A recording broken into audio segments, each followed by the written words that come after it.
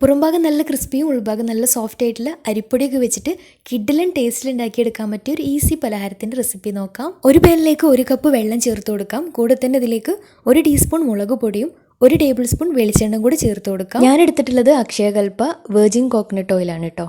ഇതാകുമ്പോൾ multi purpose ആണ്. കുക്കിങ്ങിന് ഉപയോഗിക്കുക, അതുപോലെ തന്നെ ഹെയർ കെയറിനും സ്കിൻ കെയറിനും ഉപയോഗിക്കാവുന്നതാണ്. ഇനി ഇതിലേക്ക് പാകത്തിന് ഉപ്പും 1 ടീസ്പൂൺ ചെറിയ ജീരകവും ചേർത്ത് വെള്ളം തിളച്ച് വരുമ്പോൾ അതിലേക്ക് 1/4 കപ്പ് അരിപ്പൊടി ചേർത്ത് കൊടുക്കാം. ലോ ഫ്ലെയിമിലിട്ടിട്ട് നന്നായിട്ട് മിക്സ് ആക്കിയിട്ട് അരിപ്പൊടി വെന്ത് വന്നാൽ ഫ്ലെയിം ഓഫ് ചെയ്യാം. ഇനി ഇതിലേക്ക് മീഡിയം സൈസിലുള്ള ഒരു സവാള ഇതുപോലെ ചെറുതായിട്ട് കൊത്തി അരിഞ്ഞിട്ടുണ്ട്, അത് ചേർത്ത് കൊടുക്കാം.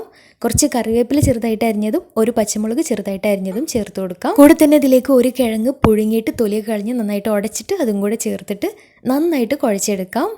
കയ്യിൽ കുറച്ച് എണ്ണ ആക്കിയിട്ട് കുഴച്ചെടുത്താൽ നല്ലത്. ഇനി അതിൽ നിന്ന് വലിയൊരു ബോൾസ് ആക്കി എടുത്തിട്ട് ഇതുപോലെ ഒന്ന് പരത്തിയെടുക്കാം. ഞാനിപ്പോൾ പ്രസ്സിലാണ്, പലമ വെച്ചിട്ട് പരത്തിയെടുത്താലും മതിയാവും. എന്നിട്ടിത് ഇതുപോലെ കട്ട് ചെയ്തെടുക്കാം.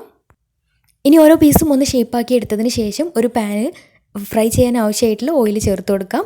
ഞാൻ ഫ്രൈ ചെയ്യാനും എടുത്തിട്ടുള്ളത് അക്ഷയകൽപ വെർജിൻ കോക്കനട്ട് ഓയിലാണ് കേട്ടോ.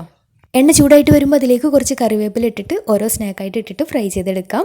2 ഭാഗവും മൊരിഞ്ഞ് കിട്ടിയാൽ എണ്ണയിൽ നിന്ന് മാറ്റാം. നല്ല ക്രിസ്പി ആയിട്ടുള്ള അടിപൊളി ടേസ്റ്റുള്ള നല്ല അടിപൊളി പലഹാരമാണ്. തീർച്ചയായിട്ടും ട്രൈ ചെയ്തിട്ട് ഫീഡ്ബാക്ക്സ് അറിയിക്കണേ. ഇതുപോലുള്ള ഈസി റെസിപ്പികൾക്ക് പെപ്പറായിട്ട് ഫോളോ ചെയ്ത് സപ്പോർട്ട് ചെയ്യാൻ മറക്കരുത്. താങ്ക്